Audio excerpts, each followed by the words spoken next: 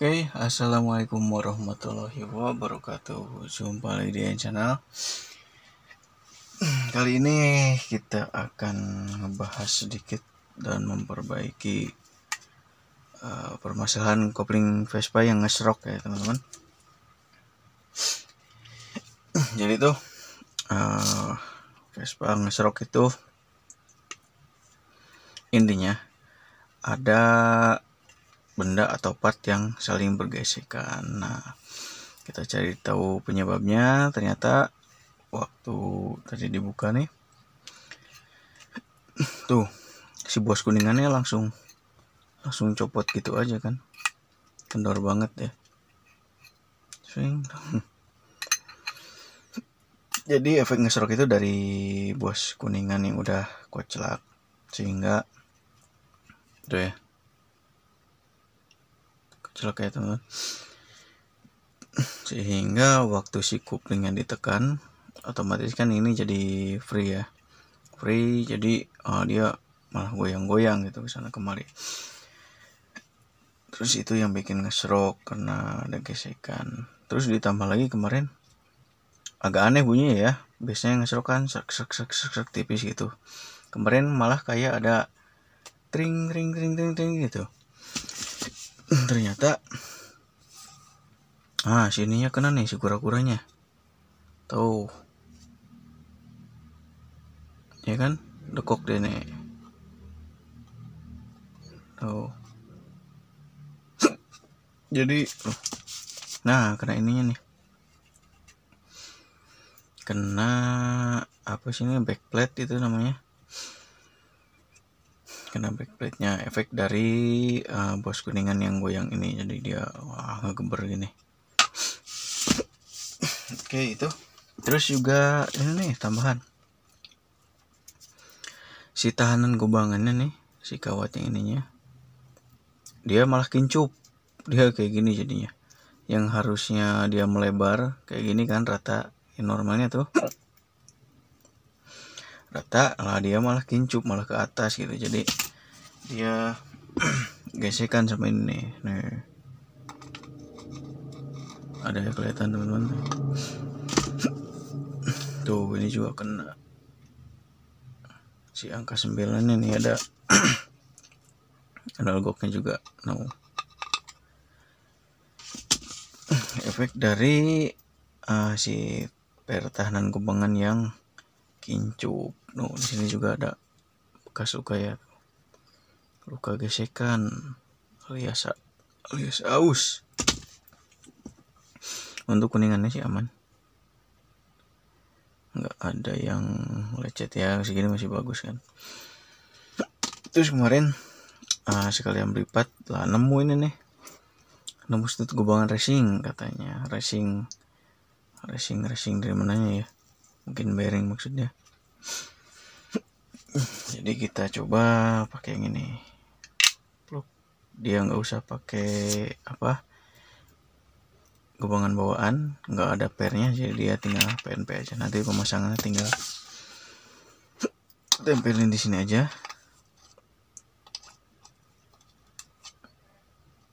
Nah kayak gitu, terus langsung tutupin deh. Dia nggak bakal lepas ya, soalnya kan ini nih, ini dalam masuk ke rumahan atau bos-bosannya kura-kura Vespa.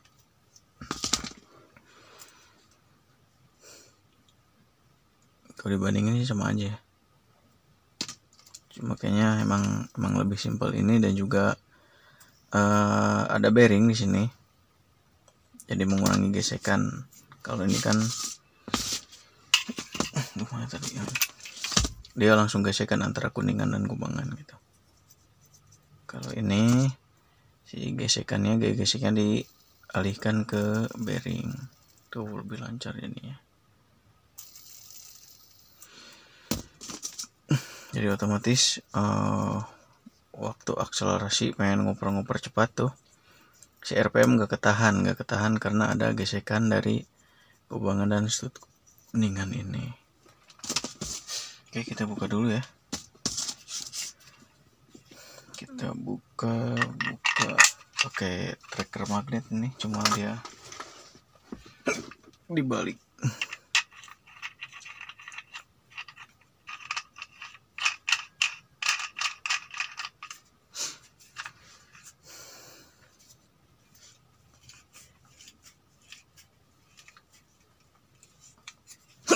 Oke, kita buka kancingannya. Oh tuh. Oke dah teman-teman, usahakan nanti kalau masang kancingan ini ya, si ujung sama ujung kancingannya jangan di yang kosong kayak gini nih. Tuh kan dia pas di ujung ini banget ya. Mungkin karena geser atau apa. Pokoknya nanti pemasangannya sebisa mungkin harus di tengah-tengah ini. Jadi dia nggak ada bahan mekar tuh kan, kalau gini pas RPM tinggi dia mekar ya. Tuh dia keluar kayak gitu. Ini khawatirkan nanti si klip penahan ini lepas. Nah kayak gini, nambah lepas ambrol deh semuanya, dan malah jadi gede biaya. Oh ini juga udah pada aus ya. Kita buka kampasnya bagus. Untuk ngecek keras enggaknya, kita tinggal tekan aja kayak gini. Misalnya ini ya. Oh ini deh yang belum kena oli, biar gampang ngeliatin bedanya. Tinggal ditekan aja. Kalau misalkan dia ada apa ya, ada kok istilahnya, berarti dia masih bagus, kampasnya masih empuk, belum kebakar, dan masih sangat layak untuk dipakai. Jadi kita ganti part-part yang rusaknya aja.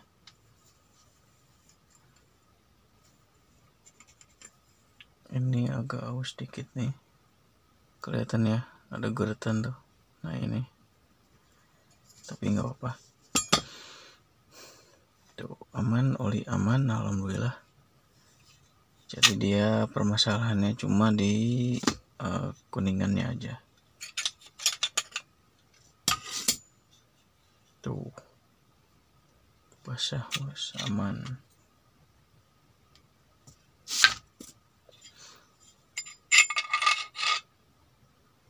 Vitalia ini dan motor. Apa ya, Vespa emang gitu ya. Jadi jangan apa-apa ganti, tapi kita sebisa mungkin perbaiki. Kalau aman baru dipakai lagi. Kalau misalkan emang udah benar-benar nggak bisa diperbaiki, baru deh kita ganti. Nah, ternyata nggak cuma ngegesek ke kura-kura ya, dia juga ngegesek ke ini nih, ke apa ini namanya kayak gini lah, pokoknya mah itu ya. Tuh bisa kelihatan bekasnya. Itu kita buka dulu.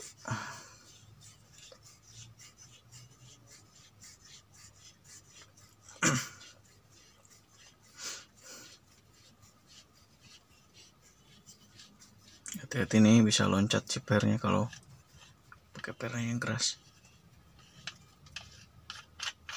Oh enggak, aman.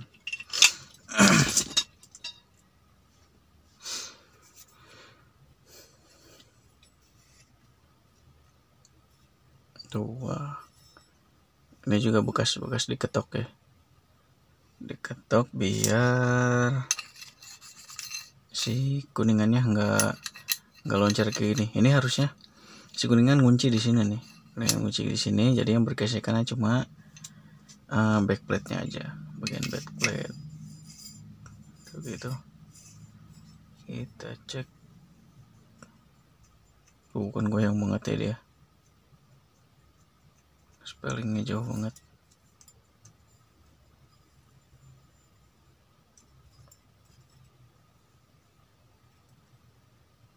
Oh ternyata beda tuh.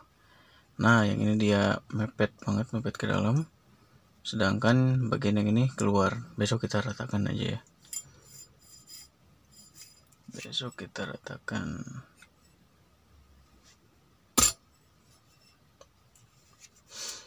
Nah untuk ini nanti tinggal kita ketok ya.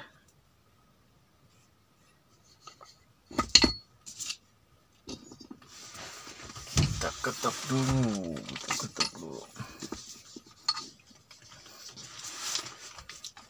Ini cuma sampel ya. Jadi walaupun udah diketok dan ternyata si kuningan seret lagi, nah kalau bisa mah tetap diganti aja ya bos kuningannya, biar nantinya menghindari resiko kegagalan dan nggak jadi 2 kali kerja.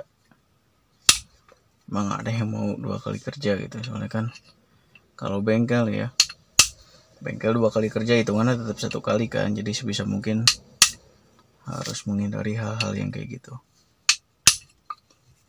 Oke, kalau dirasa udah cukup, kita langsung cobain. Kita cobainnya ke yang lama dulu. Oh masih kurang ternyata. Nah nanti tinggal digetokin lagi aja, getokin sampai terasa seret, baru dilem. Ini juga udah persiapannya. Jadi sebelum kemarin dibongkar udah pesan dulu si kuningannya. Tuh ternyata kuningan yang barunya emang seret Gus. Jadi ini udah cukup getoknya segini. Nanti tinggal dibersihkan dari oli dan pelumas-pelumas lainnya. Baru deh pemasangannya kita bantu dengan plastik steel. Jadi untuk menuhin celah-celah yang kosong. Nah misalkan ini kan bekas getok nih, nah jadi otomatis bagian yang gigitnya yang ini kan. Nah yang ini nih yang nonjol-nonjol kayak gini, ini yang bagian yang gigitnya, sedangkan bagian yang nggak ada ininya dia kan kosong tuh. Nah kita isi deh pakai plastik silver itu. Terus ada sedikit tips lagi ya teman-teman. Di sini kan ada jalur oli ya. Ini jalur oli, ini 1, 2, 3, 4. Nah si 4-4nya ini tuh kan kayak gini. Kita bikin deh jalur oli juga. Kita bikin jalur oli jadi kayak gini. Nah putaran mesin kan kayak gini ya. Ini rengkas kanan, ini rengkas kiri. Nah jadi ini yang rengkas bagian kiri, otomatis kan muternya ke depan kayak gini ya. Nah muter ke depan kayak gini. Terus ini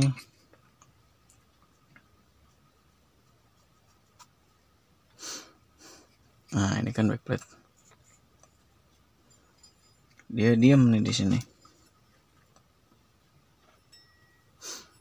Nah otomatis kan dia bagian muter kayak gini. Bentar kayak gimana ya, intinya mah dia dibikinin got di sini buat jalur olinya. Cuma nanti arahnya kita sesuaikan kayak gini ya. Yang muter terus kan yang bagian ini nih, dia ikutin putaran mesin. Set otomatis kan ke depan nih putarannya. Nah dia kan ke depan semua nanti. Nah si backplate ini si bos kuningan ini kan muternya kayak gitu tuh. Set. Nah jadi dibuat miringnya kayak gini. Kita contohin satu deh ya. Pakainya kikir, kalau nggak ada bisa pakai gergaji atau bor tuner.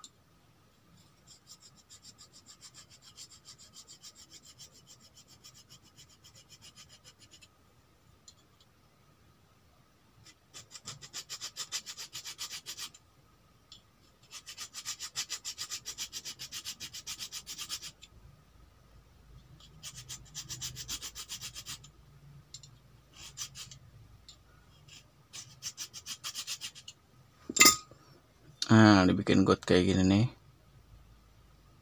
Tuh, bikin got miring. Jadi dia waktu mesin muter gitu tuh, olinya dia lewat sini.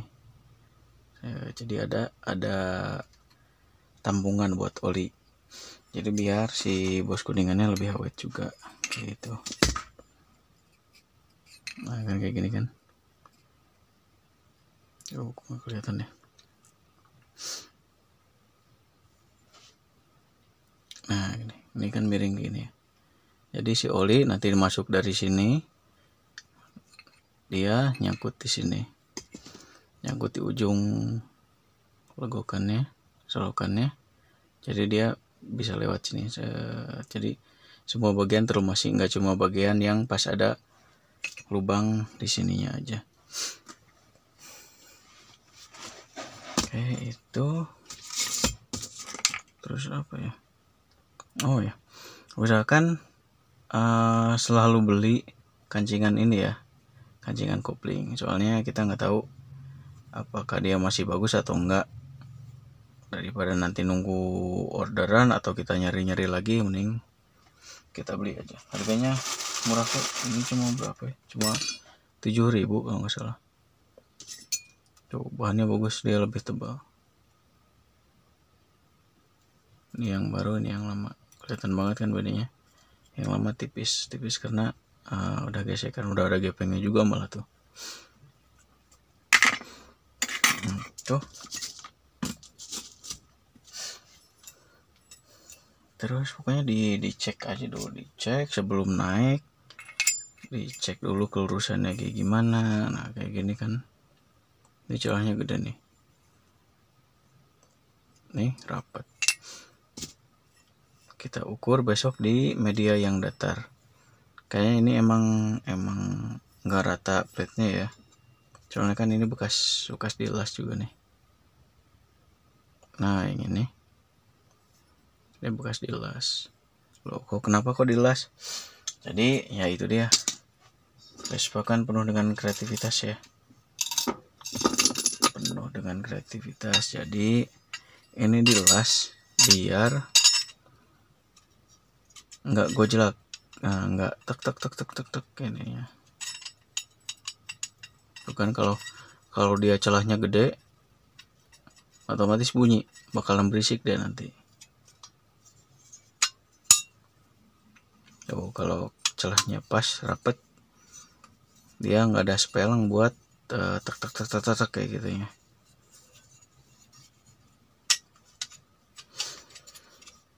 Terus ini akan ada sedikit modifikasi ya, biar si kuplingnya di rumah kuplingnya nggak mekar nih, nggak mekar, ngejubel gitu. Kita besok tambahkan apa namanya, cincin gitu, cincin rumah kupling Vespa. Jadi besok kita bikin dari pelat yang dibulatkan. Nah, jadi dia nutup kayak gini. Nah, jadi dia nutup kayak gini nantinya. Jadi otomatis si ini ketahan biar nggak mekar gitu. Tuh, kelihatan teman-teman, ini bekas gesekannya ya, bekas yang ngesroknya itu tuh. Tuh, ada bekas-bekasnya.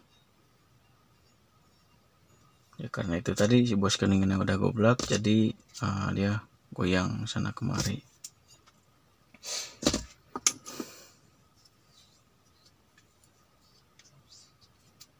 Terus oh ini nih. Nah, ini koin per kuplingnya bisa kita lubangi ya untuk menambah pelumasan. Kita lubangi seukuran baut 12 deh, baut 12, jadi sirkulasi olinya lebih bagus. Terus buat teman-teman yang mau pernya lebih keras ya, agak-agak racing gitu, nggak usah ganti per racing lah, buat apa. kita cuma modal ring ini, ring seukuran apa ya, 12 atau 14, ring 14 kayaknya pas deh. Ring 14 nanti kita ganjal 2, maksimal 2 keping. Jadi pernya kan otomatis lebih mengkerut gini nih. Nah jadi dia daya tekannya lebih keras ya, mirip-mirip di motor Jepangan lah. Pasti udah pada tahu kan trik-trik ganjal per kopling gitu buat buat apa, buat ngebikin pernya lebih keras. Nah ini juga sama kayak gitu, tinggal kita ganjal pakai ring di rumahan atau koin per kopling ini. Cukup 2 maksimal ya, 2, jadi si pernya masih tetap ketahan di rumahannya ini. Kalau ketebelan takutnya nanti si pernya nggak nyangkut di rumahan, dia malah los ke sana kemari gitu. Nantinya efeknya apa kalau los gitu? Efeknya misal dia lari ke sini nih, si kopling dia lari ke sini, yang atas kan otomatis ikut lari juga karena adanya tekanan. Dia lari terus yang ininya nyangkut di sini kan, keluar dari ini rumahannya, otomatis dia nggak bakalan break, koplingnya nyangkut karena ketahan sama per yang keluar jalur gitu. Terus kalau buat pemasangan sih sama ya, pemasangan mah tinggal gini aja.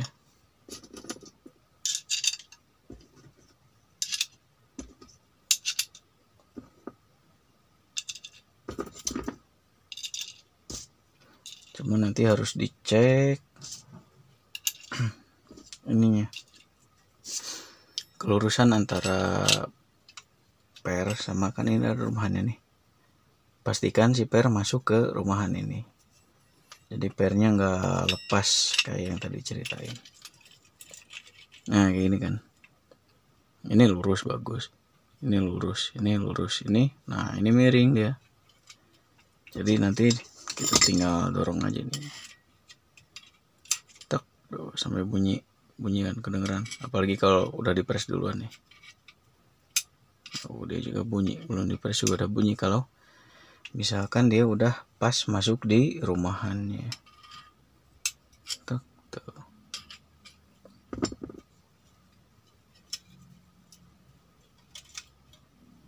Pas kan gitu. Terus misalkan nanti nih udah kepasang semua ya sama per,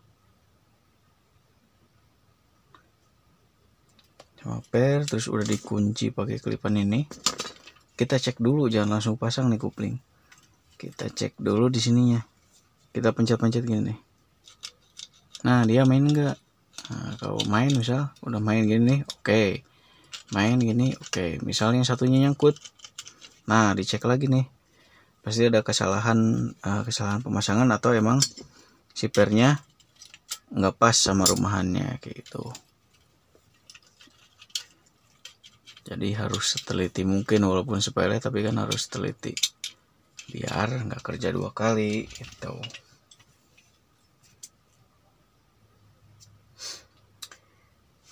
Oke, kayaknya itu dulu ya. Pasti teman-teman udah pada paham lah masalah Vespa di situ.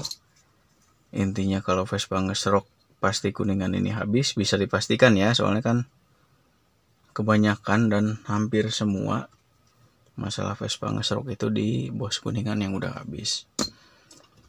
Terus kalau misalkan ada bunyi aneh-aneh, pasti ada benturan. Nah benturan ini kopling, rumah kopling benturan sama kura-kura atau penutup koplingnya.